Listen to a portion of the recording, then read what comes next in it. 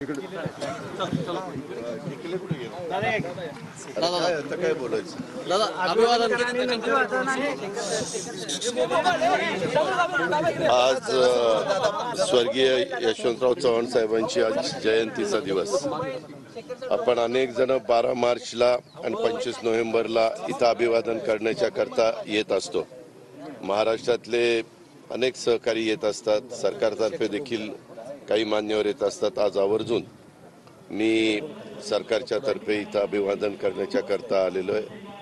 खऱ्या अर्थाने स्वर्गीय चव्हाण साहेबांनी सुसंस्कृतपणा राजकारणामध्ये कसा टिकवायचा असतो, कसा सांभाळायचा असतो आणि कसं त्याच पद्धतीनं कामकाज करायचं असतं हे उभ्या महाराष्ट्राला त्यांनी मुख्यमंत्री असतानाही दाखवलं, उपपंतप्रधान पदापर्यंत ते पोहोचले तिथेही दाखवलं, केंद्रामध्ये अनेक वर्ष अर्थमंत्री, गृहमंत्री, परराष्ट्र मंत्री, विरोधी पक्षनेते असे अनेक पदं त्यांनी भूषवली। त्या प्रत्येक वेळेस त्यांनी ते दाखवून दिलं आणि तोच आदर्श नवीन पिढीनं पण आम्ही सगळ्यांनी ठेवला पाहिजे अशा प्रकारची भावना माझ्यासारख्या कार्यकर्त्याची आहे।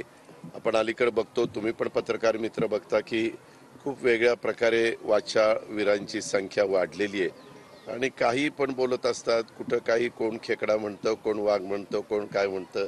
अशा गोष्टी खरं तर थांबल्या पाहिजेत।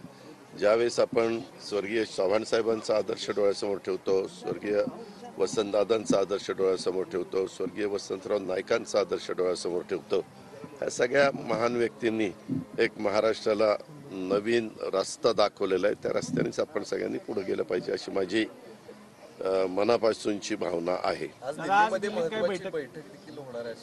आज दिल्लीमध्ये नाही, काल बैठक होणार होती, परंतु काल नंतर भारतीय जनता पक्षाचं पार्लमेंटरी बोर्ड बसणार होतं, त्याच्यामुळे कालची बैठक ही पुढे ढकललेली आहे। ती आज पण होऊ शकते अथवा उद्या पण होऊ शकते। राष्ट्रवादी काँग्रेसला साधारण किती जागा मागितली? आता आम्ही त्याच्या संदर्भातली प्राथमिक चर्चा केलेली आहे। आम्ही तिन्ही पक्ष एकत्रपणे बसलेलो होतो। त्या चर्चेमध्ये साधारण प्रत्येकाचा मान सन्मान राखला जाईल आणि त्या कार्यकर्त्यांना पण समाधान वाटेल अशा प्रकारचा तोडगा काढण्याचा प्रयत्न आमच्या सगळ्यांचा चाललेला आहे। या संदर्भामध्ये मला काही बोलायचं नाही। मी सुरुवातीलाच काय सांगितलं, सुसंस्कृतपणा सगळ्यांनी दाखवावा, त्याबद्दल वरिष्ठ पातळीवर सगळेजण काय तो निर्णय घेतील। ह्याच्यामध्ये आमचा राष्ट्रवादी काँग्रेस पक्ष असू द्यात, भारतीय जनता पक्ष असू द्यात किंवा शिवसेना असू द्यात, तिन्ही पक्षांनी किंवा महायुतीच्या सगळ्या घटकांनी, त्याच्यात आठवले साहेब आहेत, बाकीचे सगळे मान्यवर आहेत, ह्या सगळ्यांनी आणि त्यांच्या कार्यकर्त्यांनी, त्यांच्या नेत्यांनी वातावरण खराब होईल, वातावरणामध्ये गढूळपणा होईल अशा प्रकारचं कुठलंच वक्तव्य कुठल्याच राजकीय, आत्ता मी नावं घेतली महायुतीच्या कुठल्याच घटक पक्षाच्या नेते मंडळींनी करता कामा नये, कार्यकर्त्यांनी करता कामा नये अशी माझी भावना आहे। सातारा हा राष्ट्रवादीच्या स्थापनेपासून बालेकिल्ला आहे, सलग खासदार आहे राष्ट्रवादी काँग्रेसचा। सातारा तुम्ही मागितलाय का किंवा साताराबाबत काय डिसिजन? अहो, मी मागेच सांगितलेलं आहे, बहुतेक सिटिंग जागा तिथं चर्चा होत असताना ज्याला त्याला सोडायच्या अशा प्रकारची चर्चा प्राथमिक झालेली आहे। त्याबद्दल आता अंतिम चित्र आम्हालाही पण लवकरात लवकर स्पष्ट करावं लागणार आहे, कारण 14-15 तारखेला देशामध्ये आचारसंहिता लागण्याची शक्यता आहे। त्याच वेळेस कार्यक्रम जाहीर होईल, त्याच वेळेस फॉर्म कधी भरायचे, माघार कधी, छाननी कधी, मतदान कधी, हे सगळं आपल्याला पाहायला मिळेल।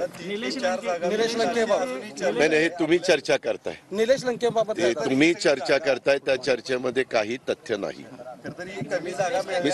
मी सांगितलं ना बाळा की त्याच्यात चर्चा तुम्ही करताय, आम्ही कुणी चर्चा केली नाही आणि तुम्ही जी चर्चा करताय त्याच्यामध्ये अजिबात तथ्य नाही। निलेश लंके शरद पवार गटात जाण्याच्या तयारीत काल तुमच्याच प्रेसला निलेशनी काय सांगायचं ते सांगितलेलं आहे, मी पण त्याचं ऐकलेलं आहे। त्याच्यामुळे ज्याच्याबद्दल तुम्ही चर्चा करता त्यांनीच उत्तर दिलेलं असताना पुन्हा आम्ही त्याच्यामध्ये उत्तर देण्याचं काही कारण नाही असं मला वाटतं। चला, धन्यवाद।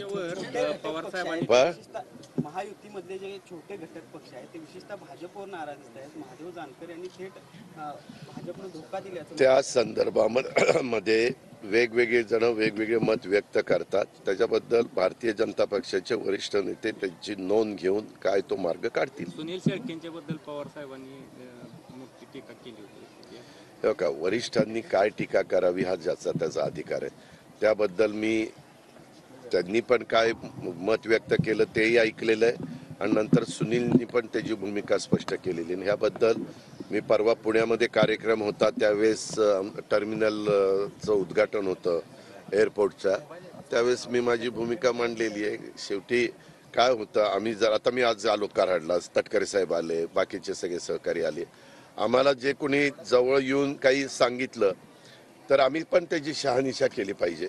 उद्याच्याला आम्ही आलो आणि इथं गर्दी नसेल तर ही गर्दी कुणामुळे नाही तर बाळासाहेब पाटलांनी दबाव आणला म्हणून गर्दी नाही, त्याच्यात काही अर्थ नाही. बाळासाहेबांचा तो पिंड पण नाही किंवा काही नाही. मी अनेक वर्ष त्यांच्यावर काम केलेलं आहे आणि अनेकदा त्यांना म्हणजे मागे अपक्ष म्हणून पण निवडून आणण्याचं काम इथल्या जनतेने केलेलं आहे. त्याच्यामुळं आम्ही ज्यावेळेस ब्रीफिंग आम्हाला होतं त्यावेळेस त्याच्यात तथ्य आहे का नाही हे आपण बघितलं पाहिजे. आता मी इथं सभा लावली किंवा सभा लावल्यानंतर आम्ही तटकरे साहेबांना बोलवलं आणि तटकरे साहेबांना गर्दी कमी दिसली, एकदमच उपस्थिती आहे. साहेब आम्ही खूप प्रयत्न केला हो, पण ते नितीन पाटलांनी फार विरोध केला त्याच्यामुळे माणसं आली नाही. अरे नितीन पाटलाचं कशाला नाव घेता, त्यानं ओळखलं पाहिजे. कारण नसताना हा सुनील तसा नाहीये, त्याचा स्वभाव तसा नाहीये. मी पण अनेक कार्यकर्त्यांना ओळखतो. जरी आमचे राजकीय वेगवेगळी भूमिका असली तरी देखील शेवटी काय आम्ही एकमेकाचे दुश्मन नाहीये. त्याच्यामुळं आता पण मी इथं खासदार जागेवर मला भेटले, बाळासाहेब भेटले, इतर सहकारी भेटले, आम्ही एकमेकाला नमस्कार करतो. ही आपली मराठी संस्कृती आहे, मराठी परंपरा आहे. त्या पद्धतीने आपण पुढे जायचं. नाही मला काही माहिती नाही, मी बाहेरच आहे. उद्या आज मी इकडंच आहे. मी 14 वगैरे तारखेला कदाचित बारामतीला जाईल. मला त्याच्यातलं माहिती नाही, असं कधी होत नाहीत. खरं तर मी माहिती घेऊन काय नक्की गट प्रवर्तकांचा प्रश्न बरेच दिवस पेंडिंग आहे. नाही एक मिनिट आशा वर्करचा प्रश्न आपण जवळपास निकाली काढलेला आहे. अंगणवाडी मध्ये काम करणाऱ्या माझ्या महिलांचा काढलाय, आशा वर्कर्स म्हणून काम करणाऱ्या आमच्या महिलांचा काढलाय. लवकरच मी आचारसंहिता सुरू व्हायच्या आत सांगतोय, लवकरच पोलीस पाटलांचा पण आम्ही निर्णय घेणार आहे. समाजातला जो घटक आहे की ज्यांना सरकारने मदत केली पाहिजे, काही व्यवहारी दृष्टिकोन ठेवला पाहिजे, तशा प्रकारचा व्यवहारी दृष्टिकोन ठेवण्याचं काम एकनाथराव शिंदे राज्याचे मुख्यमंत्री, देवेंद्र फडणवीस उपमुख्यमंत्री, मी आणि आमच्या सगळ्या मंत्रिमंडळातल्या सहकाऱ्यांनी केलेलं आहे. रोहित पवार यांना